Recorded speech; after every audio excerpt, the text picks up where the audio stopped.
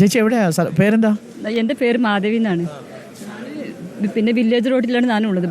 പുതിയ വില്ലേജ് റോഡിലാണ് ഞാനുള്ളത്. ചായ കുടിച്ചോ രാവിലെ? ചായ കുടിച്ചു. പുതിയ വില്ലേജ് റോഡിലാണ് എൻ്റെ വീടുള്ളത്. ഞാൻ വീട്ടിൽ നിന്ന് ഞാൻ വന്നിട്ട് ഇപ്പം ഇനി പശുക്കളുണ്ട് എനിക്ക്. തൊയ്ത്തുണ്ടായത്. എത്ര പശുക്കളുണ്ട്? പശുക്കൾ 7 ഉണ്ടായി. 7 പശുക്കളുണ്ടായിരുന്നു. എല്ലാം ഏത് വിഭാഗത്തിൽപ്പെട്ട പശുക്കളാണ്? സാധാരണ നാടൻ പശുക്കളാണോ? നാടൻ പശുക്കൾ ചിന്തി പശുക്കളുടെ ഒക്കെയാണ്. ഉണ്ടായി. ഇപ്പൊ എത്ര പശു ഉണ്ട് അറിയില്ല, എത്ര ഉണ്ടെന്ന് അറിയില്ല. പോയില്ലേ? അതിൽ ഒരു പശു മാത്രം അങ്ങാടി കൂടെ നടന്നിട്ട് അവിടുത്തെ ആൾക്കാർ പാലിനൊക്കെ പീച്ച് കളിയുണ്ട്. കണ്ടു കാണും. കറുത്ത പശുവാണോ? അല്ലല്ലോ, ചോപ്പ് പശു. അതെ അതെ, അതാണ് ഞങ്ങള്. അതാണ്. ആണോ? അതിപ്പോ ഇവിടെ കൊണ്ടുവന്നിട്ടുണ്ടല്ലോ, മേപ്പാടി കൊണ്ടുവന്നിട്ടുണ്ടല്ലോ. ഇല്ലേ? കണ്ടിട്ടില്ല ഞങ്ങൾ അതിനെ. എനിക്ക് അത് മാത്രം ഞാൻ ഇപ്പോൾ ടി വിയിൽ ഇങ്ങനെ കണ്ടുകൊണ്ട് ഇപ്പോഴും ഞാൻ ആ പശുവിനെ കണ്ടുകൊണ്ട് ഇരിക്കണ്ട. എവിടെയെങ്കിലും കാണുമോ എൻ്റെ പശു പറഞ്ഞിട്ട്. ഇപ്പം നമ്മൾ അർജുൻ കല്യാട് ഇവിടെ ഉണ്ടോ? അർജുൻ കല്യാട് ഉണ്ടെങ്കിൽ അർജുൻ കല്യാടിൻ്റെ അടുത്ത് നമുക്ക് ചോദിക്കാം. അർജുനെ വന്നാട്ടെ. അർജുൻ കണ്ട പശു ചുവന്ന പശുവായിരുന്നു? അല്ല, അത് ഈ ചേച്ചിയുടെ പശുവിനെ നമുക്കൊന്ന് കണ്ടുപിടിച്ച് കൊടുക്കണം. എന്തെങ്കിലും വഴിയുണ്ടോ? കുറെ പശുക്കളെ ഈ മൃഗസംരക്ഷണ വകുപ്പിന്റെ ആൾക്കാർ സുരക്ഷിതമായി വെച്ചിട്ടുണ്ട്.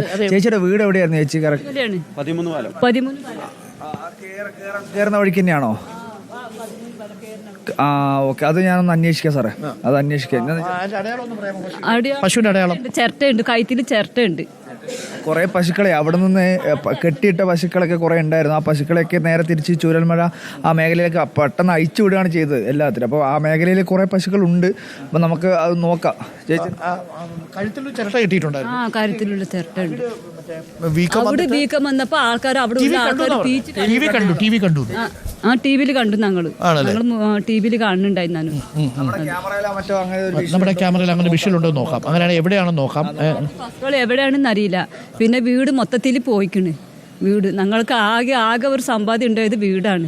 15 വയസ്സിൽ ഞാൻ ഇങ്ങനെ അധ്വാനിക്കാൻ തുടങ്ങിയതാ. അന്ന് തൊട്ട് 2010 വരെ ഒരു വീട് ഉണ്ടാക്കിയിട്ട് അപ്പം ഇരുന്നതാണ്. ഇന്ന് നമുക്ക് എപ്പോഴും ഭീഷണിയാണ്. വെള്ളത്തിൻ്റെ ഒരു ഭീഷണി തന്നെ ഉണ്ടായി നമുക്ക് മഴക്കാലം വരുമ്പോൾ.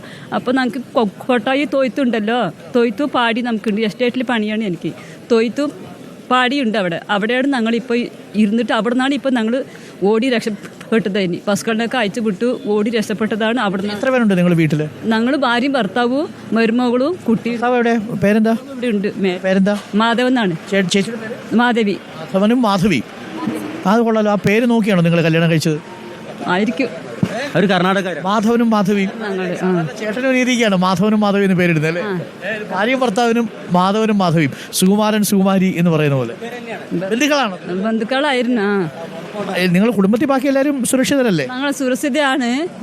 പോയത് ആകെപ്പാട് എനിക്കൊരു സ്വപ്നം ഉണ്ടായത് എൻ്റെ വീടാണ്. വീടും തകർന്നു. തൊയ്ത്തു. വീടിന് ലോണുണ്ടോ? ലോണുണ്ടോ? ഇല്ലല്ലോ. ഇല്ല, ലോനില്ല. ലോന് നമ്മൾ പിന്നെ ലോനില്ല എനിക്ക്. ഒരു പശു ഉണ്ടെങ്കിൽ ഇനി 6 പശു പോയി. ഇനി ആ 6 പശുക്കളെയും കൂടി കിട്ടണം. ഓക്കെ, നമുക്ക് എന്തായാലും കിട്ടണില്ല. അതൊന്നിനെ മാത്രം കണ്ടിട്ട് ആൾക്കാർ പറയുന്നുണ്ട് ആ പശു അവിടെ ഉണ്ട്.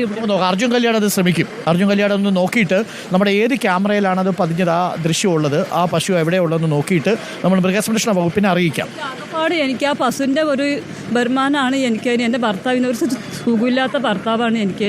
ആർട്ടിന് ഒരു കംപ്ലൈൻ്റ് ആണ്. അപ്പോൾ മിനിസ്റ്റർ ഇപ്പോൾ പറഞ്ഞു നിങ്ങൾക്ക് പശുക്കളെ തരുന്നതിനും അതിനു വേണ്ടുന്ന നഷ്ടപരിഹാരം തരുന്നതിനുമുള്ള സംവിധാനം സർക്കാർ ഉണ്ടാക്കും എന്നാണ് പറഞ്ഞിരിക്കുന്നത്. അപ്പോൾ എനിക്കൊന്ന് സിന്ധി പശുക്കളൊക്കെ ആണെങ്കിൽ 37,000 രൂപയെങ്ങാണ്ട് അനുവദിക്കാൻ പറ്റും എന്നാണ് മിനിസ്റ്റർ പറഞ്ഞത്. മിനിസ്റ്റർ ഇത് കേൾക്കുന്നുണ്ട്. നമ്മൾ നേരത്തെ മിനിസ്റ്ററുമായിട്ട് സംസാരിച്ചായിരുന്നു കേട്ടോ. അപ്പോൾ എന്തായാലും ചേച്ചിയുടെ കാര്യവും ഇത് എവിടേക്കാ പോണതെന്ന് എനിക്ക് ഒരു മാർഗ്ഗമില്ല. സംവിധാനം എന്തായാലും ഉണ്ടാവും. സർക്കാർ ഒരു സംവിധാനം ഉണ്ടാക്കിയിട്ട് നിങ്ങൾ ഇവിടുന്ന് വിടത്തുള്ളൂ. അപ്പോൾ ഞങ്ങളടക്കമുള്ള മാധ്യമങ്ങളും അത് കൃത്യമായിട്ട് നോക്കും. വില്ലേജ് റോഡാണ് എൻ്റെ വീട്. സ്വന്തം വീട് വില്ലേജ് റോഡാണ്. അവിടെ ആകെ മണ്ണ് മൂടി കടന്നിട്ട് നമുക്ക് ഏതാ വീട് തന്നെ അറിയില്ല നമുക്കിപ്പോൾ. അവിടെ അങ്ങനത്തെ ഒരു അവസ്ഥയായി. കണ്ടാൽ തിരിച്ചറിയാൻ പറ്റില്ല. മൊത്തം പോയില്ലേ? പോയിക്കണ്. എല്ലാം പോയി. തന്നെ പോയി.